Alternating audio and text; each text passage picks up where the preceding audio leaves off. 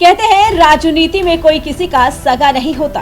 कल तक जो कंधे पालकी उठाते थे, आज वही कंधे बोझ उतारने की बात कर रहे हैं। सोचिए, एक शख्स जो सालों से एक विचारधारा की लड़ाई लड़ रहा है, जो हाथ में संविधान की लाल किताब लेकर देश के कोने कोने में घूम रहा है ताकि लोकतंत्र बचा सके, क्या उसी शख्स के पैरों के नीचे से उसकी अपनी ही जमीन खिसक रही है? जी हाँ, आज बात राहुल गांधी की, जिनके बारे में महाराष्ट्र के सियासी चाणक्य कहे जाने वाले देवेंद्र फडणवीस ने एक ऐसा दावा कर दिया जिसने कांग्रेस के कार्यकर्ताओं की कलेजे को धक से कर दिया होगा।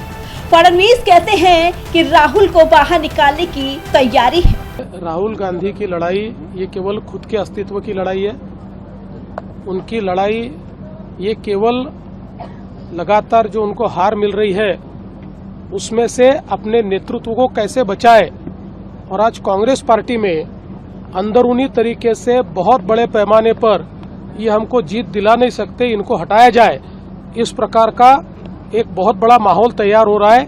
उस माहौल को भटकाने के लिए इस प्रकार की बात वो करते हैं। क्या ये सिर्फ एक राजनीतिक बयान है या धुआं वहीं से उठ रहा है जहां आग लगी है?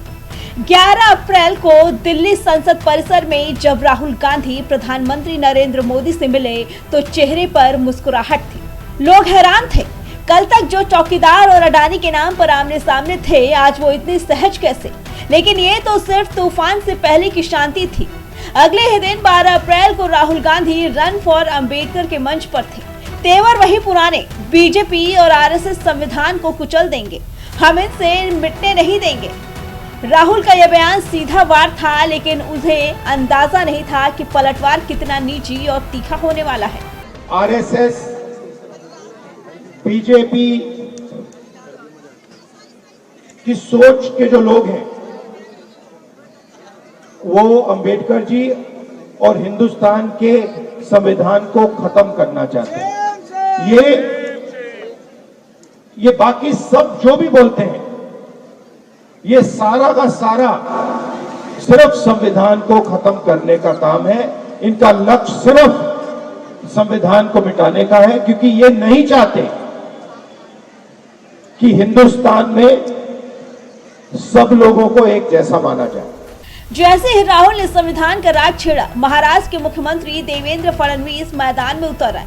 उन्होंने राहुल के घाव पर नमक छिड़कते हुए कहा कि राहुल गांधी ये सब सिर्फ इसलिए कर रहे हैं क्योंकि वो इलेक्शन लूजर बन चुके हैं। 2024 में राहुल ने कहा था 400 पार आए तो संविधान खत्म हो जाएगा।